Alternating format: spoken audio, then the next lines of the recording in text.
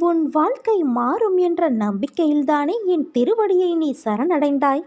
அப்படி சரணடைந்த பிறகு உனக்கு சந்தேகமும் பயமும் ஏன்? உன்னோடு உன் சாய் தேவா நான் இருக்கிறேன். அனைத்தையும் நான் பார்த்து கொள்கிறேன் என் தங்கமே.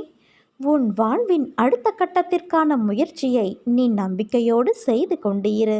நான் அதை நடத்துவதற்கு தேவையான சக்திகளை நாள்தோறும் உனக்கு நான் கொடுத்து கொண்டு இருக்கிறேன். சந்தேகமின்றி பயமின்றி நம்பிக்கையோடு இரு.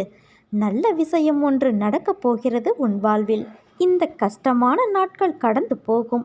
இன்று உன்னை பார்த்து சிரிப்பவர்கள் நாளை உன்னை பார்த்து அதிர்ச்சி அடையப் போகிறார்கள். நீண்ட நடை, நீண்ட பாதை, அகலமான வழிகள் கண்டும் வழிகளில் என்ன நடக்கிறது என்று அறியாமல் திசை மாறி போக அவசரம் கொண்ட கால்களும் அதை ஆட்சி செய்யும் மனமும், இந்த அத்தனை குழப்பமும் உனக்கு